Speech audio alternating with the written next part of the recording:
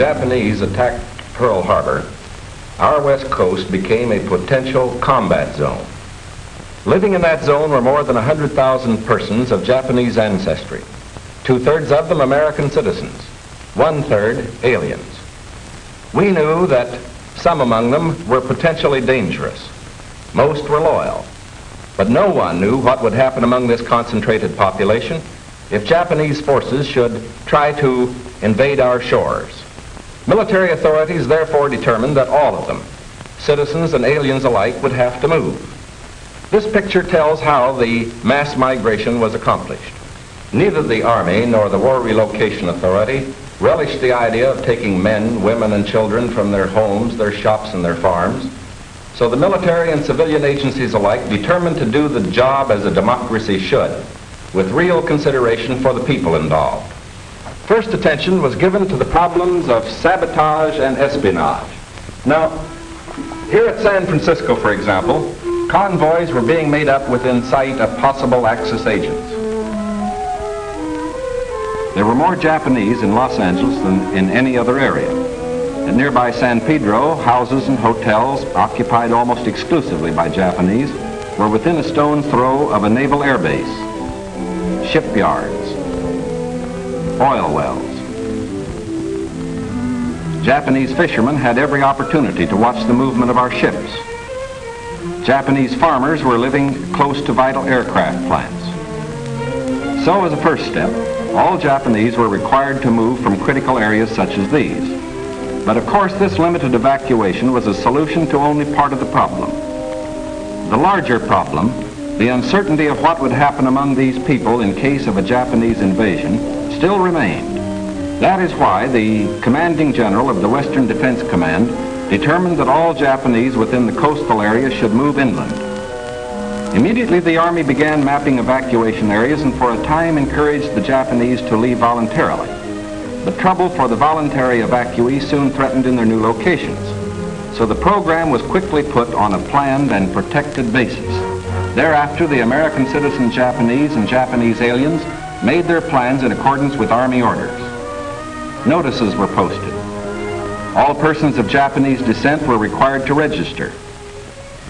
They gathered in their own churches and schools, and the Japanese themselves cheerfully handled the enormous paperwork involved in the migration. Civilian physicians made preliminary medical examinations. Government agencies helped in 100 ways. They helped the evacuees find tenants for their farms. They helped businessmen lease, sell, or store their property. Now, this aid was financed by the government, but quick disposal of property often involved financial sacrifice for the evacuees. Now the actual migration got underway. The Army provided fleets of vans to transport household belongings and buses to move the people to assembly centers. The evacuees cooperated wholeheartedly. The many loyal among them felt that this was a sacrifice they could make in behalf of America's war effort. In small towns as well as large, up and down the coast, the moving continued.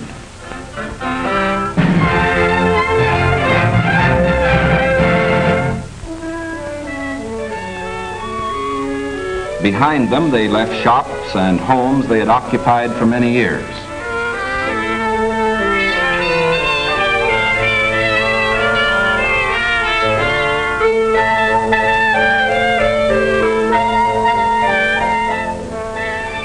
Their fishing fleets were impounded and left under guard. Now they were taken to racetracks and fairgrounds where the Army almost overnight had built assembly centers. They lived here until new pioneer communities could be completed on federally owned lands in the interior. Santa Anita Racetrack, for example, suddenly became a community of about 17,000 persons. The Army provided housing and plenty of healthful, nourishing food for all. The residents of the new community set about developing a way of life as nearly normal as possible. They held church services, Protestant, Catholic, and Buddhist. They issued their own newspaper, organized nursery schools, and some made camouflage nets for the United States Army. Meanwhile, in Arizona, Utah, Colorado, Wyoming, and elsewhere, quarters were being built where they would have an opportunity to work and more space in which to live.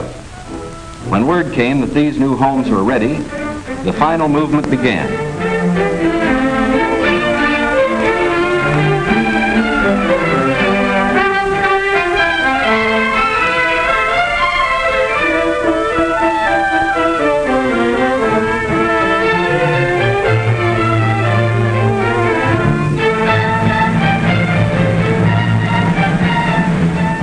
At each relocation center, evacuees were met by an advance contingent of Japanese who had arrived some days earlier and who now acted as guides. Naturally, the newcomers looked about with some curiosity. They were in a new area, on land that was raw, untamed, but full of opportunity. Here they would build schools, educate their children, reclaim the desert. Their own physicians took precautions to guard against epidemics. They opened advanced Americanization classes for college students, who in turn would instruct other groups. They made a rough beginning at self-government, for while the Army would guard the outer limits of each area, community life and security within were largely up to the Japanese themselves. They immediately saw the need for developing civic leaders. At weekly community meetings, citations were given to the block leaders who had worked most diligently. Special emphasis was put on the health and care of these American children of Japanese descent.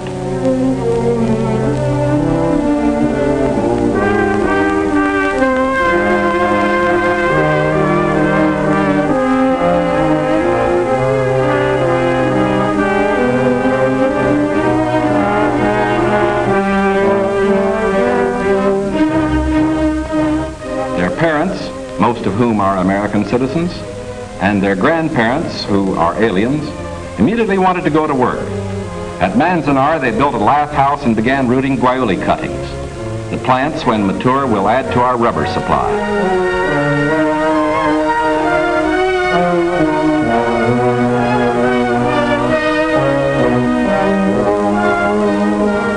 At Parker, they undertook the irrigation of fertile desert lands. Meanwhile, in areas away from the coast and under appropriate safeguards, many were permitted to enter private employment, particularly to work in sugar beet fields where labor was badly needed.